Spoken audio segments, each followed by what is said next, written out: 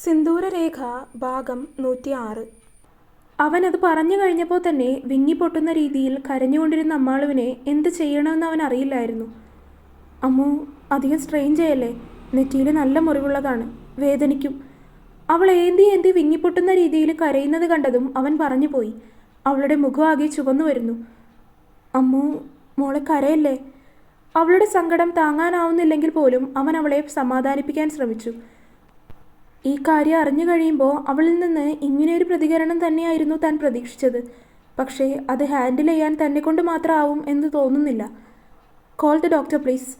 അവൾ കരച്ചിലടക്കാനുള്ള ഭാവമില്ല എന്ന് കണ്ടതും അവൻ അവിടെ നിന്നിരുന്നൊരു നേഴ്സിനോട് ഡോക്ടറെ വിളിക്കാൻ പറഞ്ഞു. എന്താ എന്താ പ്രശ്നം? ഡോക്ടർ അകത്തേക്ക് വന്നുകൊണ്ട് എല്ലാവരോടുമായി ചോദിച്ചതും മനു അവരെ നിസ്സഹായം നോക്കുകയാണ് ചെയ്തത്. അതിൽ നിന്ന് തന്നെ കുഞ്ഞുപോയ കാര്യം അവളെ അറിയിച്ചിട്ടുണ്ട് എന്ന് ഡോക്ടർക്ക് മനസ്സിലായി. ഗൗരവത്തിൻ്റെ ഒരു മുഖംമൂടി അണിഞ്ഞുകൊണ്ട് ഡോക്ടർ അവളുടെ അടുത്തേക്ക് വന്നു. സംസ്കൃതി, കരയാതിരിക്കെ, ഡോക്ടർ അല്പം ഗൗരവത്തിൽ തന്നെ അവളോട് പറഞ്ഞു. സംസ്കൃതി, പറയുന്നത് കേൾക്ക്. കരച്ചിൽ നിർത്താൻ നോക്കിക്കോ, ഇല്ലെങ്കിൽ വീണ്ടും പെയിൻ കൂടും. മുറിവിൽ സ്റ്റിച്ചിട്ടിട്ടുള്ളതാണ്, അത് ഷെയ്ക്കായാലും വീണ്ടും ബ്ലീഡിങ് തുടങ്ങും. വെറുതെ ഞങ്ങൾക്കും തനിക്കും ആവശ്യമില്ലാത്ത പ്രശ്നങ്ങൾ വരുത്തി വയ്ക്കാൻ നിൽക്കരുത്. ഡോക്ടർ ഗൗരവത്തിൽ അവളോട് കാര്യങ്ങൾ പറഞ്ഞു മനസ്സിലാക്കാൻ ശ്രമിച്ചതും അവളുടെ കരച്ചിൽ കുറച്ചു നേരത്തേക്കൊന്ന് ശമിച്ചു. സംസ്കൃതി, തൻ്റെ അവസ്ഥ ഞങ്ങൾക്ക് പറഞ്ഞാൽ മനസ്സിലാവും. ഇതൊന്നും നമുക്ക് പ്രെഡിക്റ്റ് ചെയ്യാൻ പറ്റുന്ന കാര്യങ്ങളല്ലല്ലോ. ഈവൻ ഒരു പ്രഗ്നൻസി പോലും നമുക്ക് പ്രെഡിക്റ്റ് ചെയ്യാൻ കഴിയില്ല. It's completely a chance and the chance giver is almighty. നമുക്കിതിലൊന്നും ചെയ്യാനാവില്ല. ഇപ്പോൾ നമുക്ക് പോയത് പോട്ടേന്ന് വെക്കാനേ പറ്റുള്ളൂ. ഡോക്ടർ ആദ്യം അല്പം ഗൗരവത്തിലാണ് പറഞ്ഞു തുടങ്ങിയതെങ്കിൽ പോലും അവളുടെ മുഖഭാവവും കരച്ചിലും ഒക്കെ കണ്ടപ്പോൾ അവർ പതിയെ അലിഞ്ഞു പോയതുപോലെ ആയിരുന്നു. ഒരു മകളോടെന്ന പോലുള്ള വാത്സല്യത്തോടെയാണ് ഡോക്ടർ അവളോട് സംസാരിച്ചത്. കുറച്ചു നേരം ഡോക്ടർ അങ്ങനെ സംസാരിച്ചു കഴിഞ്ഞപ്പോൾ തന്നെ അവൾ പതിയെ കരച്ചിലൊക്കെ നിർത്താൻ തുടങ്ങിയിരുന്നു. എങ്കിലും അവളുടെ ആ മുഖം കണ്ടിട്ട് മനുവിന് സഹിക്കാനാവുന്നുണ്ടായിരുന്നില്ല. ഡോക്ടർ പറയുന്നതെല്ലാം കേട്ടുകിടക്കുന്ന അവളെയും ഡോക്ടറെയും അവൻ മാറി മാറി നോക്കിയതല്ലാതെ അവനായിട്ടൊന്നും പറഞ്ഞില്ല. അവളുടെ കരച്ചിലൊന്ന് നിന്നു കഴിഞ്ഞപ്പോഴേക്കും മനുവിനും സമാധാനമായി. അവളെ പറഞ്ഞ് സമാധാനിപ്പിച്ച് എല്ലാ കാര്യങ്ങൾക്കും ഒരു വ്യക്തത വരുത്തി കഴിഞ്ഞതിന് ശേഷമാണ് ഡോക്ടർ പുറത്തേക്ക് പോയത്. അത് കഴിഞ്ഞപ്പോഴും മനു അവളുടെ അടുത്ത് തന്നെ നിൽക്കുകയായിരുന്നു. പരസ്പരം ഒന്നും മിണ്ടുന്നില്ലെങ്കിൽ പോലും ഇരുവരുടെയും ഹൃദയം വിങ്ങുകയായിരുന്നു. ഒന്ന് കണ്ടിട്ടില്ലെങ്കിൽ പോലും ഒട്ടും പ്രതീക്ഷിക്കാത്ത സമയത്ത് അവരുടെ ഇടയിൽ കടന്നു വന്നതാണെങ്കിൽ പോലും ഇരുവരും ആ കുഞ്ഞിനെ അത്രയേറെ ആഗ്രഹിച്ചിട്ടുണ്ടായിരുന്നു. അറിഞ്ഞിട്ട് കുറച്ചു നാളെ ആയുള്ളൂ എങ്കിൽ പോലും മനു ഒരുപാട് സ്വപ്നങ്ങൾ നെയ്തു കൂട്ടിയിട്ടുണ്ടായിരുന്നു.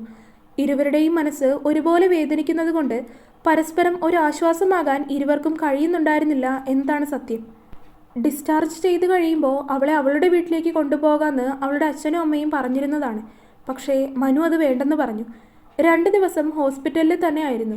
ആ 2 ദിവസം കൊണ്ട് തന്നെ ഒന്ന് നന്നായി വന്നിരുന്ന അവൾ ആകെ ക്ഷീണിച്ചു പോയിരുന്നു. മുഖം ആകെ ഒട്ടിപ്പോയി. കണ്ണുകളിൽ തളം കെട്ടി നിൽക്കുന്ന ക്ഷീണം, മുഖത്തെ പ്രസന്നതയൊക്കെ എങ്ങോ മാഞ്ഞുപോയി.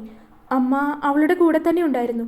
2 ദിവസം കൂടി അവളുടെ കൂടെ നിൽക്കണമെന്ന് പറഞ്ഞ് അമ്മാളുവിൻ്റെ അമ്മയും മനുവിൻ്റെ വീട്ടിലേക്കാണ് തിരികെ വന്നത്. ഇതുകൂടി കഴിക്ക്. അവളുടെ അമ്മ ആയാസപ്പെട്ടെന്ന പോലെ അവൾക്ക് ചോറ് വാരി കൊടുക്കുവാണ്. രാവിലെ ഡിസ്ചാർജായി ഉച്ചയ്ക്കാണ് വീട്ടിലേക്ക് എത്തിയത്. ഉണ്ണി ഹോസ്പിറ്റലിലാണ്, മനു വീട്ടിലുണ്ട്. രാവിലെ 2 ഇഡ്ഡലി കഴിച്ചതാണ്. അത് കഴിഞ്ഞ് 2 മണി നേരമായിട്ടും വെള്ളമല്ലാതെ മറ്റൊന്നും കഴിച്ചിട്ടില്ല. അമ്മാളും മരുന്നുള്ളതാണ്, വേഷം കെട്ടാതെ വേഗം കഴിക്കാൻ നോക്ക്. അമ്മ വീണ്ടും അവൾക്ക് നേരെ ചോറുരുളയാക്കി നീട്ടി. എന്നാൽ ഇത് കണ്ടുകൊണ്ടാണ് മനു മുറിയിലേക്ക് കയറി വന്നത്. അവനെ കണ്ടതും അമ്മ എഴുന്നേറ്റു. അവൻ അമ്മാളുവിനെയാണ് നോക്കിയത്. അവൾ അവനെ നോക്കാതെ മറ്റെങ്ങോ നോക്കിയിരിക്കുകയായിരുന്നു. ഭക്ഷണം കഴിക്കുന്നില്ലേ? കുറച്ചു മുൻപ് അമ്മ ചോറുമായി മുറിയിലേക്ക് വരുന്നത് മനു കണ്ടതാണ്. ആ ചോറ് അതുപോലെ തന്നെ പാത്രത്തിൽ ഇരിക്കുന്നത് കണ്ടതും അവൻ അമ്മയോട് ചോദിച്ചു. 2 വാ കഴിച്ചു, അതും കഷ്ടപ്പെട്ട്, പിന്നെ കഴിച്ചില്ല. അമ്മ നിരാശയോടെ പറഞ്ഞതും മനു അവളെ ഒന്ന് നോക്കി. അപ്പോഴും ഈ ലോകത്തൊന്നുമല്ല എന്ന പോലെ അവൾ തുറന്നിട്ട ജനലിലൂടെ പുറത്തേക്ക് നോക്കിയിരിക്കുകയാണ്. അതിങ്ങ് തന്നേക്കമ്മേ, ഞാൻ കൊടുത്തോളാം. അവൻ ചോറടങ്ങുന്ന പാത്രം കയ്യിലേക്ക് വാങ്ങി. അവളെ ഒന്ന് നോക്കി അമ്മ പുറത്തേക്ക് ഇറങ്ങിയതും അവൻ വാതിലടച്ച് അതുമായി അവളുടെ അടുത്തേക്ക് വന്നിരുന്നു. അമ്മു. അവളുടെ അടുത്ത് വന്നിരുന്ന് അവളെ വിളിച്ചപ്പോൾ മാത്രമാണ് അവൾ പുറത്തുനിന്ന് അവൻ്റെ മുഖത്തേക്ക് നോക്കിയത്. അവനെ നോക്കുമ്പോൾ തന്നെ അവളുടെ കണ്ണ് നിറഞ്ഞു വന്നു.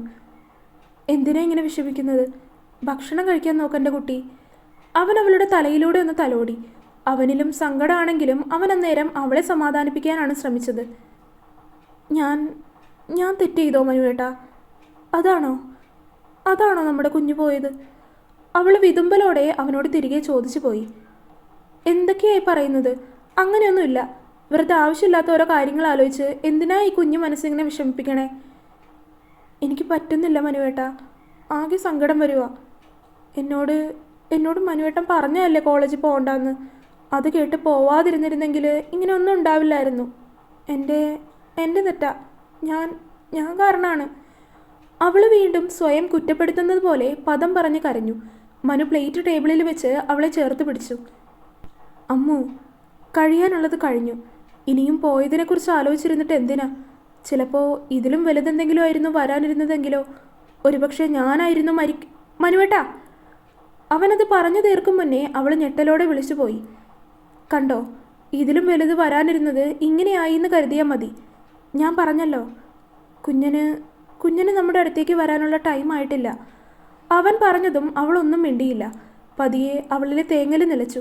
അവൻ്റെ നെഞ്ചിലേക്ക് ചേർന്നിരുന്ന് പതിയെ അവൾ ഉറങ്ങിപ്പോകാൻ തുടങ്ങിയിരുന്നു. അമ്മു, ഏയ്, ഉറങ്ങിക്കളയല്ലേ. ഈ ഭക്ഷണം കഴിച്ചിട്ട് ഉറങ്ങിക്കോ. അവൾ ഉറങ്ങി അങ്ങ് പോകുന്നതിന് മുന്നേ ആയിട്ട് തന്നെ അവൻ അവളെ വിളിച്ചുണർത്തി. എനിക്ക് വേണ്ട മനുവേട്ടാ, വിശപ്പില്ല. അവൾ അടഞ്ഞു പോകുന്ന കണ്ണുകളോടെ വീണ്ടും പറഞ്ഞു. അങ്ങനെ പറഞ്ഞാൽ ശരിയാവില്ല അമ്മു. നീ കഴിക്കാത്തത് കൊണ്ട് ഇവിടെ ആരും ഭക്ഷണം കഴിച്ചിട്ടില്ല. എല്ലാവരും നിന്നെ നോക്കിയിരുന്നതാ. കഴിക്ക്. അവൻ ഒരു ഉരുള ചോറ് എടുത്ത് അവൾക്ക് നേരെ നീട്ടി. അതവൾക്ക് നിരസിക്കാൻ തോന്നിയില്ല. അവൻ കൊടുത്ത ഓരോ ഉരുള ചോറും അവൾ കഴിച്ചു തീർത്തു. അവൻ തന്നെ അവളുടെ മുഖമൊക്കെ കഴുകി തുടച്ചു കൊടുത്ത് അവളോട് ഉറങ്ങിക്കോളാൻ പറഞ്ഞു. മനുവേട്ടൻ കഴിച്ചോ? ഇല്ല, ഞാൻ കഴിച്ചോളാം. ഇപ്പോൾ എൻ്റെ കുട്ടി സമാധാനമായിട്ട് ഉറങ്ങിക്കോ. അവൾ കണ്ണുകൾ അടച്ചുറങ്ങിയതും അവൻ മുറിയിൽ നിന്ന് പുറത്തേക്കിറങ്ങി.